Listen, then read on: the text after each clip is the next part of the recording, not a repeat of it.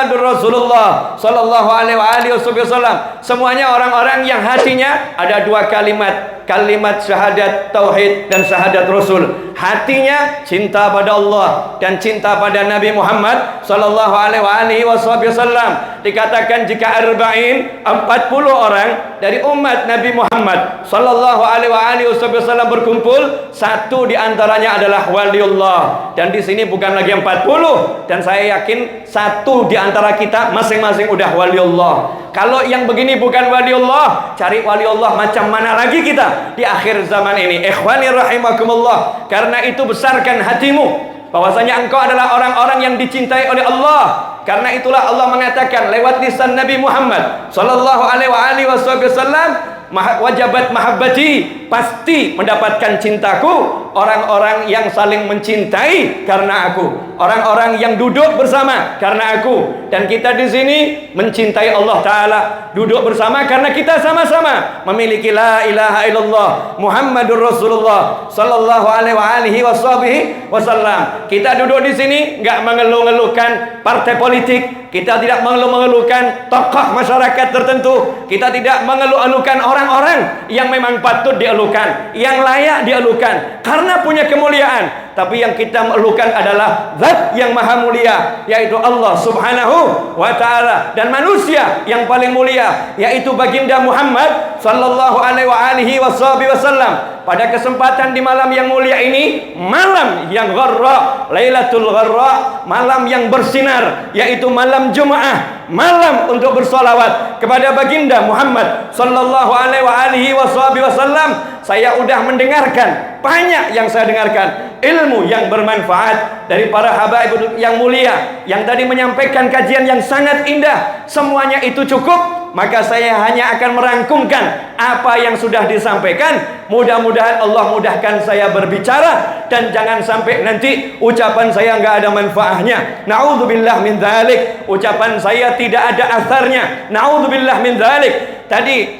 Al-Habib Abdullah bin Abdul Qadir bin Muhammad bin Ali bin Muhammad bin Husain Al-Habsyi, anak cucu daripada sahibul maulid Simtudurar, beliau mengatakan orang-orang yang mulia tadi itu rijalullah, hamba-hambanya Allah yang mulia. Kalau bicaranya biasa-biasa saja, bicaranya tak pernah merangkai kalimat, bicaranya tak pernah menyusun kata-kata, ucapannya tanpa dipersiapkan, ucapannya mungkin remeh-temeh, tapi anehnya yang mendengar langsung paham, yang mendengar hatinya tergerak, yang mendengar jadi pengen tobat, yang mendengar jadi pengen ingat Allah, yang mendengar pengen berubah jadi orang baik, yang mendengar pengen dirinya mendekat pada Allah subhanahu wa ta'ala. Bagaimana beliau-beliau punya kemampuan yang semacam itu, sementara yang lulus dengan gelar-gelar macam-macam dari berbagai universitas, kita hargai kemampuannya dalam kuliah, alhamdulillah bisa jadi doktor, alhamdulillah bisa jadi profesor, alhamdulillah bisa punya gelar macam-macam, tapi tak punya kemampuan berbicara seperti Syekh Abdul Qadir Al-Jilani radhiyallahu ta'ala anhu, yang cukup mengatakan, wahai sahabatku, semalam aku berikan seekor ayam kepada istriku, kemudian ayam tadi ditaruh di meja. Saat istriku lengah, datang seekor kucing. Kucing tadi kemudian memakan ayam itu. Setelah mendengarkan itu, yang hadir semuanya nangis,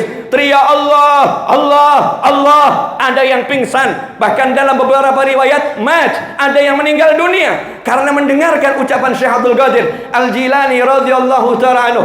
Bagaimana kesan ucapan bisa merasuk ke dalam jiwa, menghilangkan semua kemampuan berpikir, merenggutnya dan membuatnya ingat pada Allah subhanahu wa ta'ala. Bagaimana kekuatan ucapan ini bisa muncul dari Syekh Abdul Qadir Al-Jilani radhiyallahu ta'ala anhu?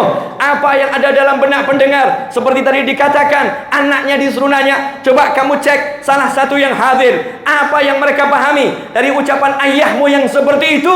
Di antaranya yang pernah saya dengar, selain apa yang disampaikan oleh beliau tadi, salah satu yang hadir pun mengatakan, kami takut su'ul khatimah. Itu permisalan ayam tadi dihidangkan dengan sempurna, siap untuk dimakan, tetapi di akhirnya sebelum dimakan datanglah seekor kucing dan menyantapnya. Bagaimana nanti kalau kami sholat, kami puasa, kami zikir, dan di akhir usia kami tertipu oleh syaitan, tertipu oleh iblis, dan na'udzubillah kami tidak mendapatkan husnul khatimah. Ta'ab ilallah. Mereka menangis mendengarkan kisah yang semacam itu. Ikhwani rahimakumullah, bagaimana Syekh Abdul Qadir Al-Jilani radhiyallahu taala anhu bisa punya hal yang semacam ini? Karena beliau ahli sholat, karena beliau ahli zikir, karena beliau ahli silaturahim, karena beliau ahli sedekah, karena hatinya penuh rahmah, karena beliau ingat sama Allah, karena berjuang di jalan Allah, karena beliau hanya memikirkan Allah Subhanahu wa taala. Maka itu menimbulkan hubungan yang kuat dengan Allah taala,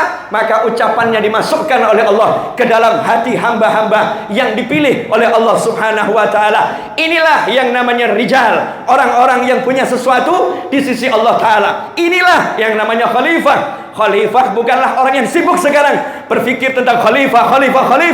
Bukan itu khalifah. Khalifatullah adalah Nabi Adam alaihissalam. Nabi Adam datang ke muka bumi, gak ada prajurit, gak ada pasukan, gak ada siapa-siapa, sendiri. Tetapi Allah katakan khalifah. Nabi Adam adalah khalifahnya Allah di muka bumi. Gak ada manusia selain Adam dan Hawa alaihimassalam, tetapi dikatakan khalifah. Khalifah yang bagaimana? Khalifah di hatinya. Dalam hatinya menjadi wakilnya Allah Subhanahu wa taala, menjadi wakilnya Allah memimpin jagat raya. Kenapa seperti itu? Sebelum menjadi khalifah di muka bumi, telah dijadikan khalifah di alam sana. Nabi Adam alaihissalam telah dikatakan oleh Allah taala di hadapan para malaikat, "Ya malaikah, hei malaikat, usjudu li Adam." Sujudlah kalian semua kepada Adam alaihissalam. Kenapa mereka disuruh sujud? Apakah karena Nabi Adam tingginya 30 meter?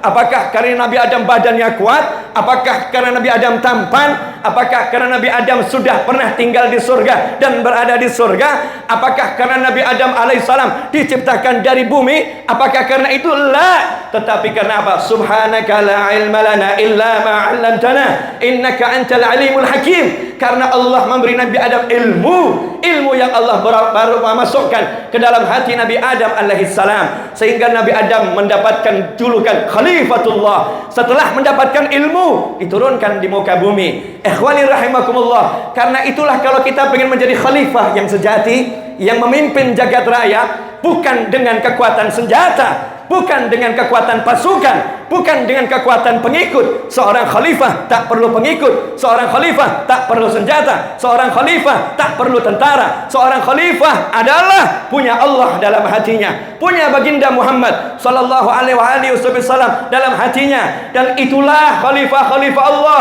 dari zaman Nabi Adam terus turun sampai ke Nabi Nuh alaihissalam. Nabi Nuh disuruh buat kapal seperti tadi diceritakan. Orang-orang yang masuk kapal adalah orang-orang yang hatinya bersih, orang-orang pilihan Allah Subhanahu wa taala. Kemudian turun sampai pada Nabi Ibrahim. Nabi Ibrahim turun terus sampai pada Nabi Muhammad sallallahu alaihi wasallam. Rasulullah turun terus kepada khalifah-khalifahnya. Kemudian sampai pada Sayyidina Hasan bin Ali bin Abi Thalib radhiyallahu taala anhum ajma'in. Sayyidina Hasan saat itu menjadi khalifah zahir dan khalifah batin. Setelah Sayyidina Hasan turun ke bawah sampai hari ini, maka seluruh anak cucu Nabi Muhammad sallallahu alaihi wasallam fokus pada khalifah batin ini. Al-ilm yang diwariskan al-ulama warathatul anbiya, tak pernah berurusan dengan kekuasaan, tak pernah berurusan dengan politik, tak pernah berurusan dengan kemegahan, tak pernah berurusan dengan keinginan dipuja-puji oleh manusia. Yang di hatinya diinginkan hanya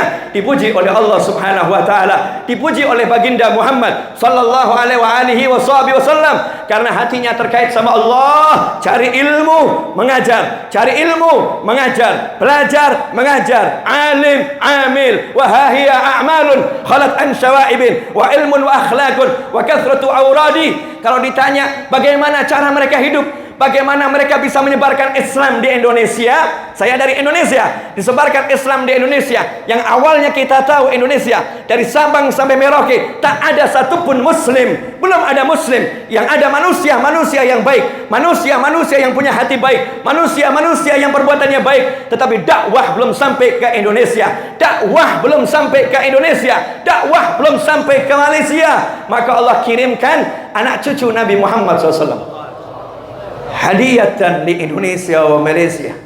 Allah kirimkan anak cucu Nabi Muhammad SAW.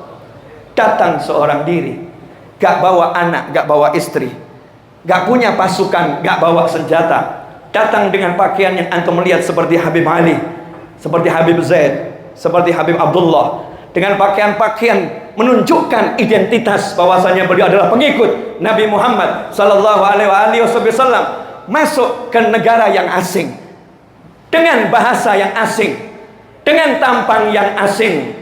Tentunya ini tidak mudah untuk diterima.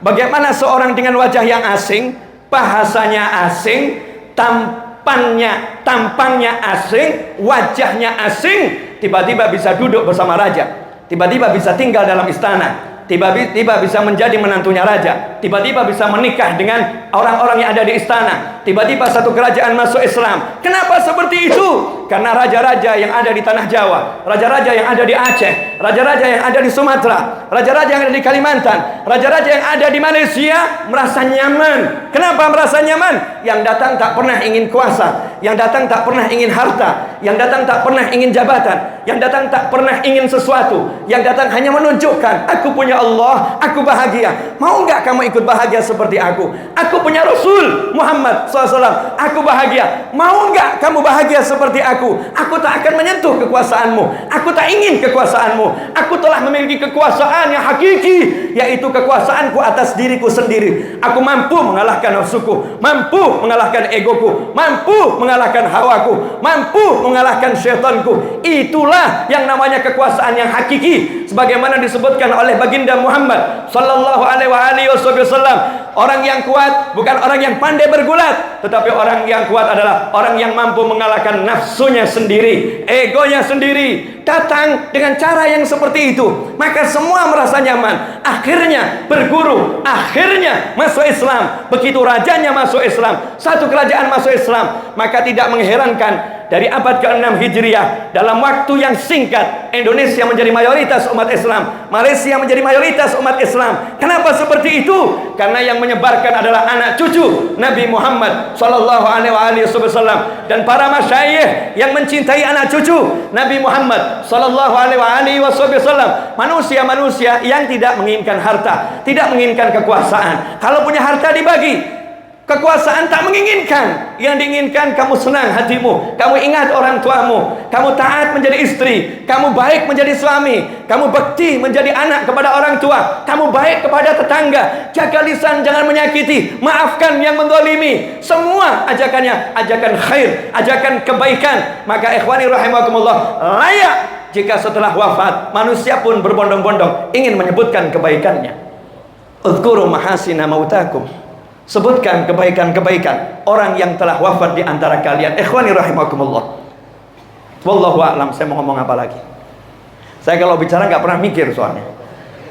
Jadi yang keluar ya itu. Kalau sudah habis yang mau diomongkan ya nggak usah ngomong. Tapi repot kalau nggak ngomong, dipelototin satu masjid. Ya, satu masjid melototin kalau saya nggak ngomong. Saya lanjutkan. Habib Zaid tadi mengatakan bahwasannya seseorang ini bisa sampai derajat yang tinggi. Saya datang agak terlambat tadi, tapi saya dengar. Ya, saya dengar. Kalau mau sampai derajat yang tinggi, cukup satu modal yang mudah. Anta ma'aman ahbabta. Seseorang melakukan, mencintai seorang yang soleh, tapi belum bisa beramal seperti orang yang soleh. Apa yang dia dapat? Dia akan disusulkan dalam derajatnya orang yang soleh. Dia akan diletakkan dalam derajat orang yang soleh. Apa amalnya? Mahabbah, love, cinta. Mohon maaf, pernah jatuh cinta? Kalau saya bicara pada orang yang belum pernah jatuh cinta, maka percuma ucapan saya. Langsung akan saya akhiri. Jadi tolong jujur. Pernah jatuh cinta? Pernah ya? Jujur. Jatuh cinta sama apapun, pernah nggak? Sama kucing, pernah? Jatuh cinta dengan siapapun, pernah? Nih pemirsa yang di rumah, yang pernah jatuh cinta paham, yang belum pernah jatuh cinta semoga nanti dipahamkan. Jangan paham sekarang ya, semoga nanti dipahamkan. Saya misalnya, ya saya Habib Ali cinta saya, cuman misal, nggak pernah ngomong soalnya jadi nggak tahu. Kalau saya I love you Habib, I love you, I love you, biar tahu ya, I love him so much. Ya, saya sangat mencintai beliau more than he love me. Ya, ini bahasa jangan dipakai untuk yang lain. Nah, saya cinta Habib Ali, saya cinta Habib Ali. Tentu saya berusaha, saya berusaha gimana caranya Habib Ali cinta saya. Betul? Nah, itu namanya mahabbah. Setiap pecinta akan berjuang bagaimana kekasihnya membalas cinta. Itu baru namanya cinta. Kalau cinta nggak ada usaha, cuman bilang I love him, I love him, I love him, nggak ada usaha untuk mendapatkan cintanya, itu bukan jatuh cinta, tapi melamun. Namanya melamun, namanya berkhayal, khayal. Ana uhibbuh. Duduk ana uhibbuh. Tapi nggak ada usaha. Bagaimana yang ku cinta itu ngerti kalau aku mencintainya. Makanya ketika seorang Badui datang kepada Nabi Muhammad sallallahu alaihi wasallam, saat itu Rasulullah SAW lagi ceramah, lagi menyampaikan kajian ilmiah, keilmuan, ilmu langit, ilmu yang hakiki, ilmu yang dari Nabi, ilmu yang dari Allah, bukan ilmu yang ditulis oleh orang yang sering salah tulisannya, mencetak yang sering salah cetakannya. Tapi kalau ilmu yang dari hati nggak mungkin salah cetak. Ilmu yang masuk ke dalam hati nggak mungkin salah tulis. Karena ditulis apa? Dengan qalam ilahi, dengan penanya Allah Subhanahu wa ta'ala, minas sudur ila sudur. Kalau Rasul dari Allah langsung ke hati Nabi Muhammad sallallahu alaihi wasallam. Wa ma yantiqu anil hawa, enggak pernah bicara dari hawa nafsu, melainkan wahyu yuha. Kalau bicara selalu wahyunya Allah Subhanahu wa ta'ala. Maka ketika Nabi bicara, semua sahabat diam, semua mendengarkan. Tak ada yang memotong ucapan Nabi Muhammad sallallahu alaihi wasallam. Inilah adabnya orang yang mencari ilmu, diam mendengarkan dan tidak memotong ucapan, baik dengan cara memotong ataupun dengan yang lain. Karena itu tadi saya masuk nggak mau lewat sana. Begitu diajarkan guru saya cari jalan memutar karena lagi ada yang bicara. Saya tunggu sampai bicaranya selesai. Kalau bicaranya nggak selesai, saya bisa masuk aman, maka saya akan pilih cara itu sehingga saya tidak memotong ucapan seseorang. Ini yang diajarkan guru saya, almarhum Al-Habib Anis bin Alwi bin Ali Al-Habsyi. Caranya seperti itu. Begitulah Nabi mendidik para sahabat. Tiba-tiba datang satu orang, la salam wala kalam, enggak mengucapkan ucapan apapun salam, enggak, tiba-tiba nanya sama Nabi Muhammad sallallahu alaihi wasallam dengan suara yang keras, teriak, mata sa'ah, kapan kiamat. Sahabat pun saat itu kaget, siapa orang ini? Begitu yang nanya Badui, sahabat senang. Karena kalau yang nanya orang dusun, orang dari pedalaman, yang belum tahu adab, belum tahu tata cara berguru, cari ilmu, maka Nabi pasti tidak akan memberikan komentar kecuali yang menyenangkan hatinya. Maka sahabat menunggu apa kira-kira jawaban Nabi Muhammad sallallahu alaihi wasallam. Tapi Rasulullah tidak menjawab saat itu karena sekaligus mendidik, aku lagi bicara, ikutlah bersama yang lain, diam dan dengarkan. Selesai Nabi menyampaikan kajiannya, selesai baginda Muhammad sallallahu alaihi wasallam menyampaikan ceramahnya, Rasul bertanya, manis sa'il? Siapa tadi yang nanya siapa? Saya ya Rasulullah. Kamu nanya apa tadi? Mata sa'ah, kapan kiamat? Di sini ada banyak ilmu. Yang pertama, tidak semua pertanyaan harus dijawab. Nanya, mata sa'ah, kapan kiamat? Manfaatnya apa kalau dikasih tahu orang ini? Kalau dia tahu kiamatnya kapan, manfaatnya apa buat dia? La yanfa', tidak ada manfaatnya buat dia. Maka Nabi kita menjawab SAW dengan jawaban yang bermanfaat untuk dia. Begitu kalau kita ditanya orang, begitu ketika ulama ditanya, kalau yang nanya pertanyaannya nggak manfaat untuk dijawab, maka ulama akan diam dan tidak akan menjawabnya. Bukan karena bodoh, bukan karena nggak mengerti, tetapi diamnya itulah ilmu. Itulah sejati diamnya para ulama. Maka saat itu Rasul mengalihkan pada hal yang lain yang seharusnya lebih penting untuk ditanyakan. Ma'adattalaha, kamu nanya kiamat, punya persiapan apa?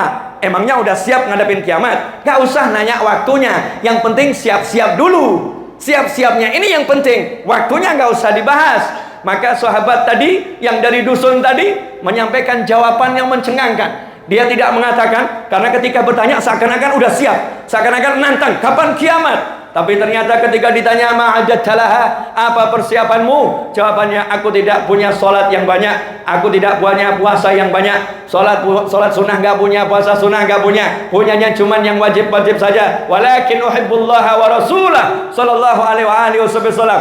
But I love Allah and Rasulullah sallallahu alaihi wasallam. Tapi walaupun sholat saya cuma yang wajib, puasa saya cuma Ramadan, nggak ada Syawal, nggak ada puasa 3 hari dalam 1 bulan, nggak ada puasa Senin Kemis, nggak ada tahajud, nggak ada duha, tapi aku cinta Allah dan Rasulnya Muhammad SAW. Mungkin buat sebagian orang agak aneh, katanya cinta kok nggak ada sholat sunnahnya, katanya cinta kok nggak ada puasa sunnahnya, katanya cinta kok nggak ada tahajudnya, katanya cinta kok nggak ada duhanya. Cinta itu kondisi hati, ikhwani.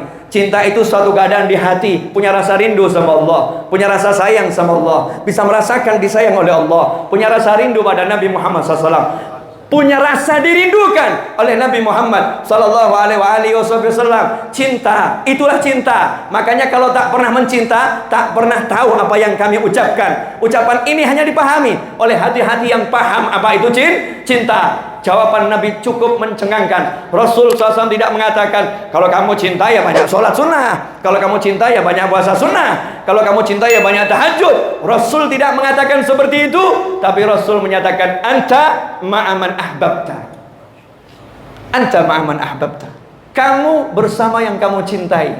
Sahabat terperanjat, kaget, senang. Saat itulah Sayyidina Anas bin Malik radhiyallahu ta'ala sampai bersumpah, demi Allah, setelah masuk Islam, setelah 2 kalimat syahadat, kami belum pernah merasa senang dengan apapun yang kami dengar dari Nabi Muhammad SAW seperti senangnya kami dengan ucapan Nabi yang mengatakan, anta ma'aman ahbabta, kamu bersama yang kamu cintai. Kenapa? Kalau Rasul menjelaskan fadilah duha, fadilah tahajud, fadilah umrah, fadilah jihad, fadilah haji, fadilah sodako, sahabat amalnya banyak, sodakohnya banyak, umrah jalan, haji jalan, zikir jalan, semuanya jalan. Tapi sahabat tahu gak mungkin bisa bersama Nabi Muhammad SAW.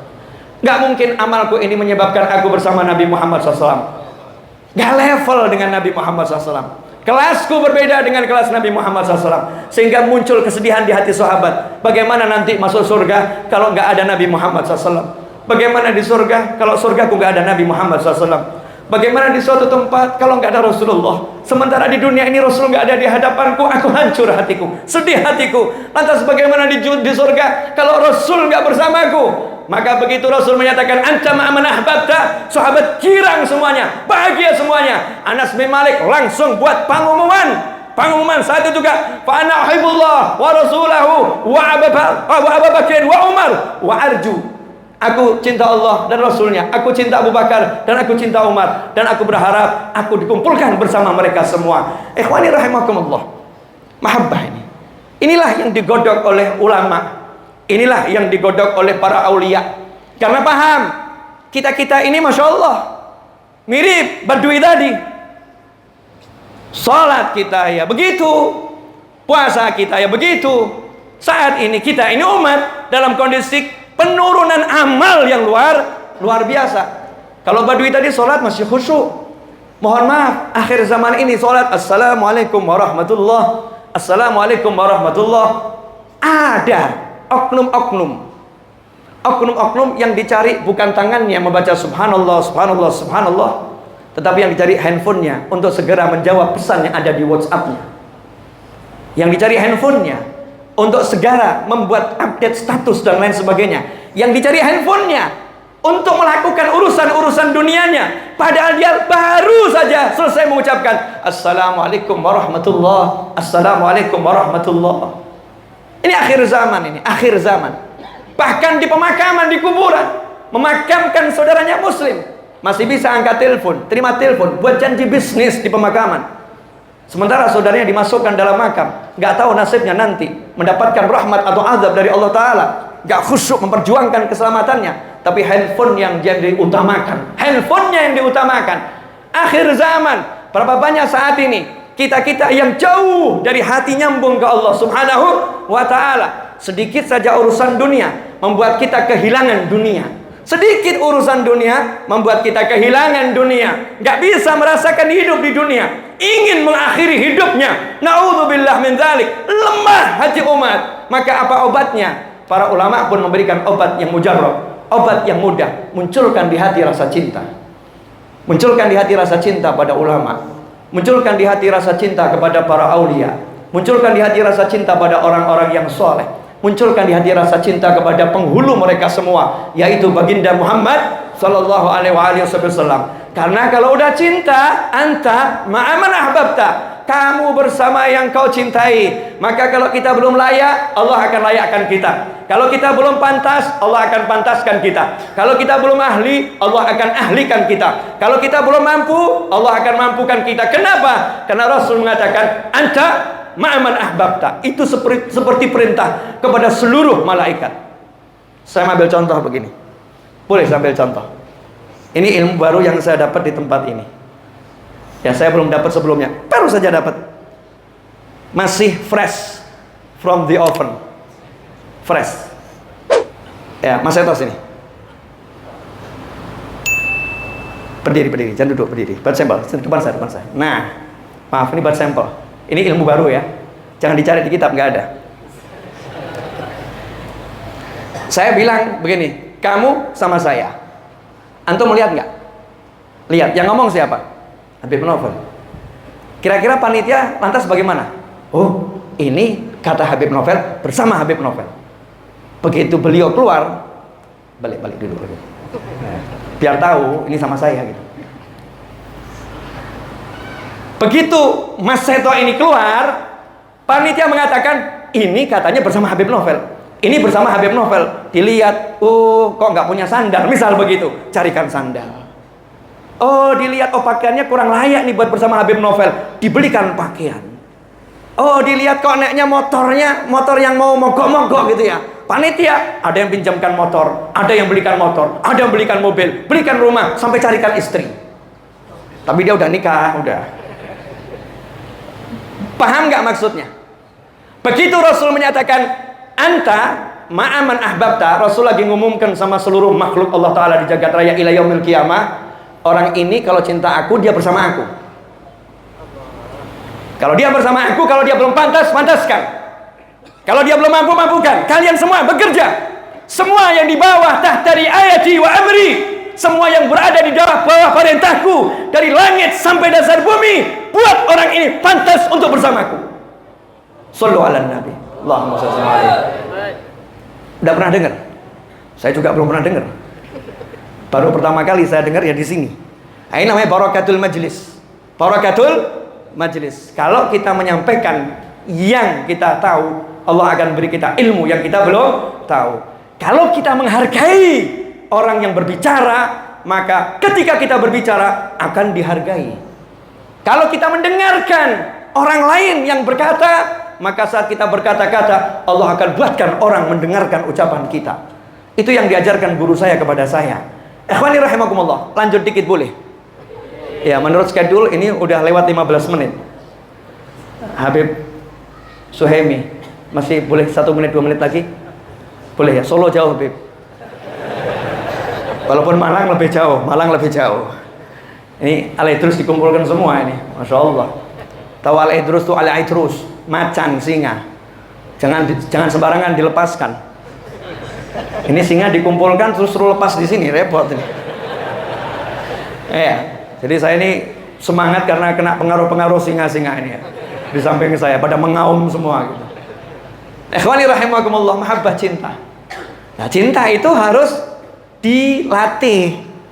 Ya dilatih. Kalau nggak dilatih nanti nggak bisa.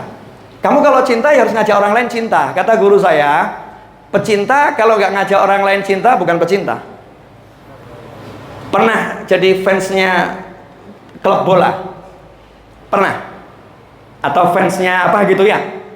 Masya Allah, begitu kita masuk di satu kedai, kita ngomong, fans itu bola itu aku paling suka, bola itu aku suka, aku buat cerita sama semua orang, aku suka sama itu, aku suka sama itu, aku suka sama itu, sampai akhirnya dapat satu, aku juga sama suka. Yang tadinya belum suka, akhirnya mulai dengerin, akhirnya ikut suka. Urusannya sepak bola. Kamu dikenalkan oleh Allah Subhanahu wa taala dengan Syekh Abdul Qadir Al-Jilani, Al-Habib Ali bin Muhammad bin Husain Al-Habsyi, Al-Habib Abdurrahman bin Muhammad Al-Idrus Tukupalu. Betul. Dikenalkan. Cuman diam dong. Terus ngaku anak pecintanya. Palsu. Pecinta itu yang berusaha orang lain juga jatuh cinta pada yang dicintai. Itu pecinta. Pecinta Nabi Muhammad SAW akan ngajak orang untuk cinta pada Nabi Muhammad SAW. Pecinta para aulia akan mengajak orang untuk cinta para aulia radhiyallahu taala anhum ajmain. Itu namanya pecinta. Makanya orang yang jatuh cinta dimanapun dia akan menyebutkan kekasihnya. Misalnya jatuh cinta sama makan bakso. Duduk sama orang cerita, warung bakso itu enak, warung bakso itu enak, warung bakso itu enak, warung bakso itu enak, warung bakso itu enak, warung bakso itu enak, gede bakso itu enak, gede bakso itu luar biasa, gede bakso itu luar biasa. Padahal dia serupiah pun tidak dibayar sama yang punya gede. Betul. Tapi semangatnya Masya Allah ngajak orang ke sana makan bakso. Kalau perlu 1 kotak makan baksonya di sana. Padahal nggak dibayar. Nah kalau kita ngajak cinta wali, ngajak cinta orang soleh, dibayar nggak? Dibayar. Bayarannya apa? Anta ma'aman ahbabta. Sholat cuman yang fardu, puasa cuman yang fardu. Tiba-tiba jannahnya jannah sholat sunnah ada, jannah puasa sunnah ada, jannahnya luar biasa. Nanya ini orang, kamu kok dapat? Padahal sholatmu biasa. Maaf bro, saya punya tiket khusus. Apa? Tiket mahabbah. Tiket mahabbah. Maka saya akan ngomong sama orang-orang yang cinta sama saya. Yuk, kamu ikut saya. Saya ada satu cerita untuk menutup apa yang saya sampaikan di malam hari ini. Itu tadi yang disampaikan 2 Habib sebelum saya, itu luar biasa. Habib Ali saya belum dengar, nanti saya lihat di YouTube coba. Pasti juga luar biasa kan ya.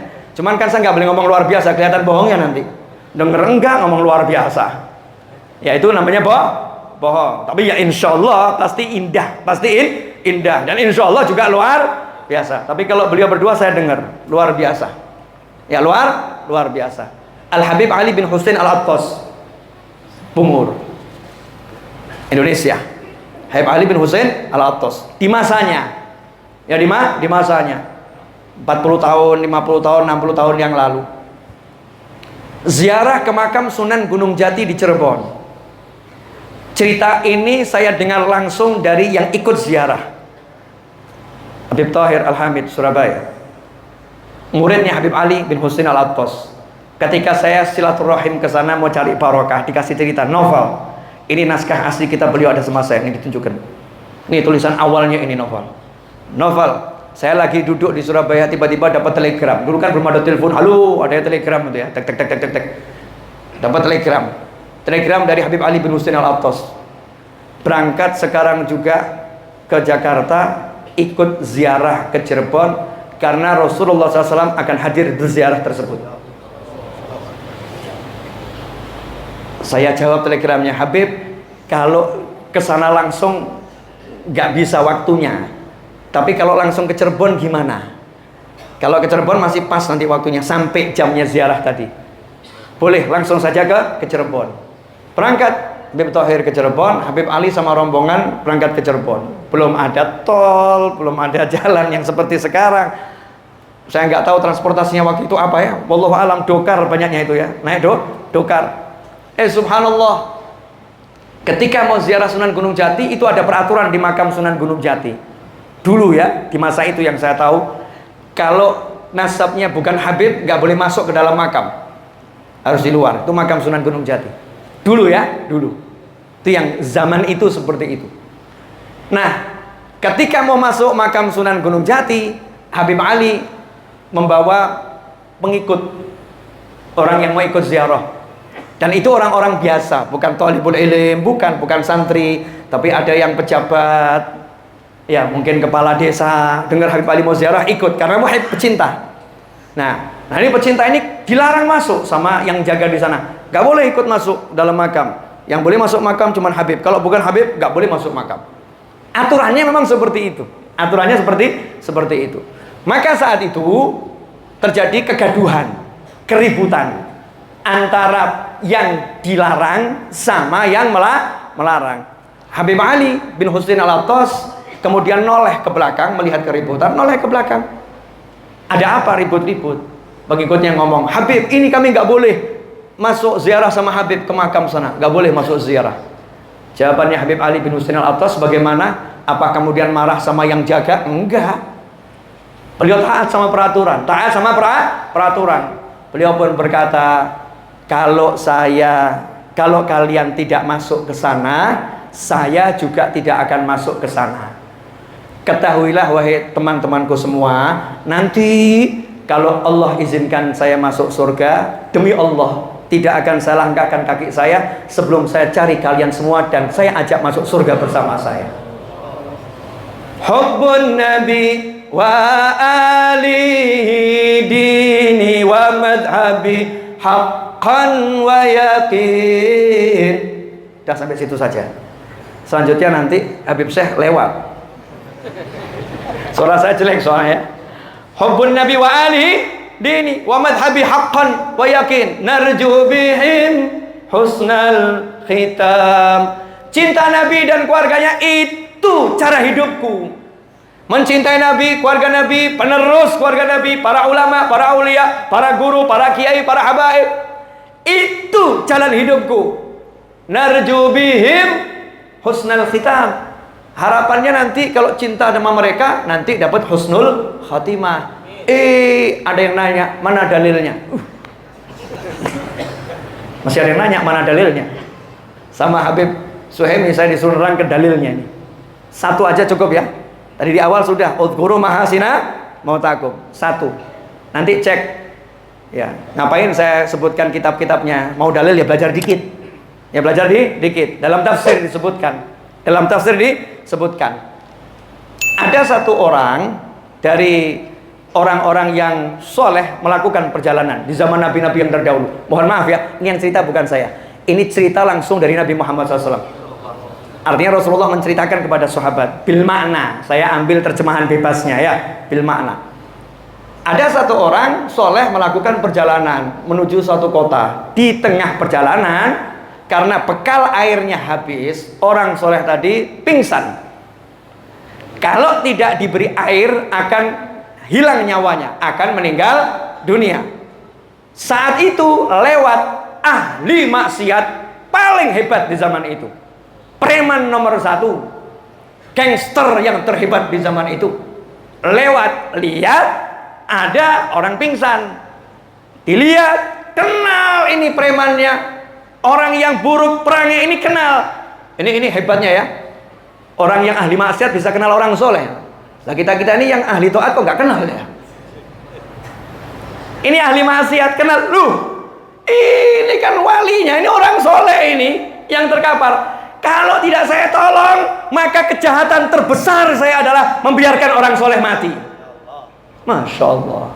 Preman tapi hatinya model begini. Punya cinta sama orang soleh. Kalau tidak saya tolong, berarti kejahatan terbesar saya bukan zina, bukan mabuk, bukan judi. Itu besar, tapi bukan itu. Membiarkan orang soleh mati, padahal saya bisa nolong. Saat itu preman tadi, orang yang buruk-buruk perangnya tadi, gangster tadi, punya bekal air.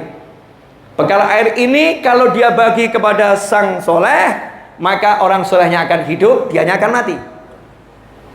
Coba kalau itu yang terjadi sama kamu gimana? Ada satu habib, satu ustadz, satu kiai gagal ginjal.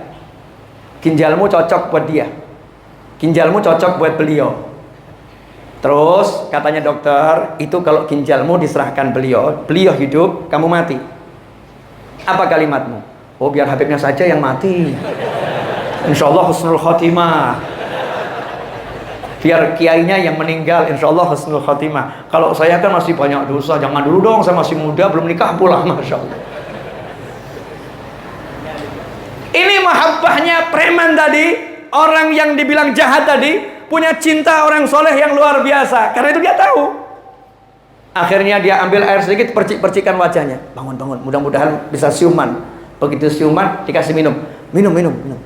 Begitu minum, mulai segar tanpa tanda kehidupan, kemudian dikasih air. Kalau bahasa kita sekarang, guru, ini air, insya Allah cukup sampai kota. Nah kamu nanti bagaimana? Oh gak usah dipikir guru, udah kalau mati kan lebih baik saya yang mati bukan guru. Masya Allah. Susah cari orang model begini di akhir zaman. Ya, gurunya melarat gak jadi masalah, gurunya sakit gak jadi masalah. Yang penting aku gak melarat, aku gak miskin, aku gak sakit. Guruku gak jadi masalah. Gak jadi masalah. Subhanallah. Perjalanan orang soleh ini sampai kota selamat hidup. Nah orang jahat ini di tengah jalan meninggal dunia. Gak ada air, habis meninggal dunia. Kata Nabi Muhammad SAW, Di akhirat, dua orang ini dipertemukan. Yang jahat diseret sama malaikat menuju neraka. Kenapa? Karena ternyata pahalanya itu kalau dihitung sama kejahatannya masih besar kejahatannya. Pahalanya ngasih minum masih besar kejahatannya, sehingga diseret ke neraka. Dalam perjalanan diseret ke neraka, yang soleh dihantarkan ke surga, diarak. Seperti temanten itu kan diarak ya. Kalau orang mau dipenjara kan diseret. Kalau temanten diarak. Al-badru alaina, ini diarak malaikat ke surga. Allah Ta'ala tunjukkan cintanya orang jahat tadi di saat itu, maka dipertemukan dengan orang soleh lagi lewat. Maka teriak, Syekh Fulan, tolong saya. Dengar dipanggil namanya, maka orang soleh tadi merintah malaikat, tuh khalifah. Gifu ya malaikat, gifu. Malaikat, berhenti. Malaikat diperintah. Coba kamu perintah malaikat. Malaikat yang jaga langit, kirimkan hujan 10 menit lagi. Perintah gitu coba. Malaikat yang jawab, berani-berani perintah saya kamu. Punya apa kamu? Tapi kalau kaum solihin berani perintah. Karena khalifah. Berhenti. Kemudian ditanya. Ya, malaikat yang nyeret tadi suruh berhenti. Kamu siapa? Lupa sama saya. Iya, gak kenal saya. Maka jangan ngaku-ngaku kenal sama saya. Baru pertama kali ketemu ngaku kenal. Ini juga gak kenal. Kamu siapa? Ingat yang waktu di Padang Sahara Tuhan mau meninggal dunia, ingat? Ada yang mercikin wajah dengan air, iya. Terus ngasih minum air, terus Tuhan hidup, iya. Lah itu saya orangnya. Itu saya. Lah kamu kenapa? Saya diseret ke neraka. Please help me. Tolong saya. Maka orang soleh tadi langsung sujud, minta sama Allah, ya Allah, berkat dia aku bisa hidup. Berkat dia aku bisa melanjutkan dakwah. Berkat dia aku bisa melanjut beramal soleh. Tolong ampuni dosa-dosanya. Tolong masukkan ke dalam surga. Maka kata Allah Ta'ala, aku telah mengampuni dosanya karena kamu, dan silahkan bawa dia ke surga, gandeng dia, pegang tangannya, masukkan ke surga bagian manapun yang kau mau. Ini penjahat kelas berat sekali berbuat baik sama orang soleh. Lah kalau kita banyak berbuat baik sama orang soleh, ini saya juga nanti mau nagih-nagih sama Habib Ali. Iya, Habib Ali ini orang soleh, saya yakin. Minas sholihin, shotnya tebel insya Allah. Yakin saya. Wah, hidupnya dakwah, ngaji, nggak kenal capek. Saya di WA ada yang mau undang antum, Al Idrus. Sebetulnya bukan karena Al Idrusnya, karena Al Hamidnya. Saya takut nolak Al Hamid ngundang saya ini. Beb Suhaimi jangan marah ya Beb, ini buka-bukaan Beb. Beb Ali ngundang nih, namanya Ali kan, saya ini jatuh cinta sama yang namanya Ali, Beb Ali Al-Habsyi. Dipanggil Habib Ali Al-Hamid, Malaysia Habib, antum ini kalau bisa jangan tolak. Itu WhatsApp-nya saya simpan, tapi karena WhatsApp saya harus di reset, jadi kehapus. Kalau nggak saya reset, nggak kehapus, saya poster pasang di rumah gitu.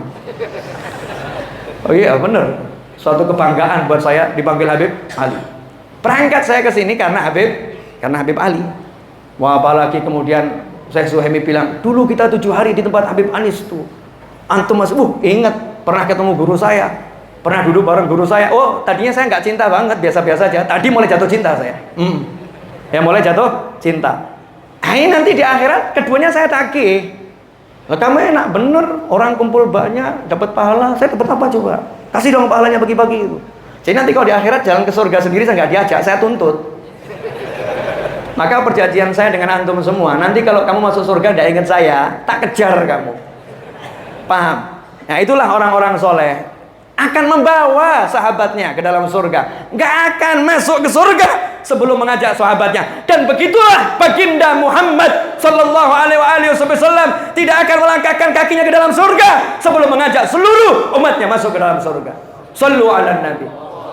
Allahumma shalli alaihi. Hakadha wal afu minkum. Asraqal badru alaina wa ikhtafa badru tamami mithla husni ma ra'ayna fil iraqaini wasyami rabbi faj'al mujtama'na ghayatu husnul khitami wa'tina ma qad sa'alna min atayakal jisami wakrimil arwaha minna biliqa khairil anami wa balighil mukhtaru anna min salatin wassalami walhamdulillahi rabbil alamin. Satu pesan dari almarhum rahimahullah Al Habib Ali bin Ja'far Al Idrus Batu Pahat, Malaysia.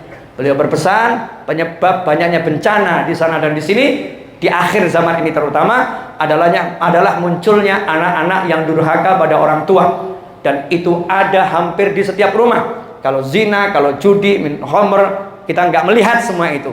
Tetapi kalau anak yang durhaka sama orang tua, itu ada hampir di setiap rumah. Memandang tajam orang tua adalah kedurhakaan. Membantah ucapan orang tua adalah kedurhakaan. Pura-pura tidak mendengar ketika dipanggil oleh orang tua adalah kedurhakaan. Dan itulah penyebab terbesar turunnya bencana. Karena itu ikhwani rahimakumullah, yuk pulang dari sini yang orang tuanya ada di rumah, kecup keningnya, kecup kening orang tua, cium tangannya, minta maaf sama orang tua agar ridha Allah turun kepada kita semua. Dan kita sebagai orang tua, yuk lembutkan hati kepada anak, biar anak kita nggak kena azab, biar anak kita nggak kena marahnya Allah. Karena ridhallah fi ridhal walidain, wa suhdullah fi suhdil walidain. Katakan tiap hari, ya Allah aku ridha pada anakku, ya Allah tolong ampuni anakku, ya Allah tolong muliakan anakku. Insya Allah itu akan menjadi solusi untuk semua permasalahan yang terjadi dalam kehidupan antum dan kita semua. Hakadha wala minkum. Wassallallahu ala sayyidina Muhammadin wa alihi wasallam. Walhamdulillahi rabbil alamin. Amin.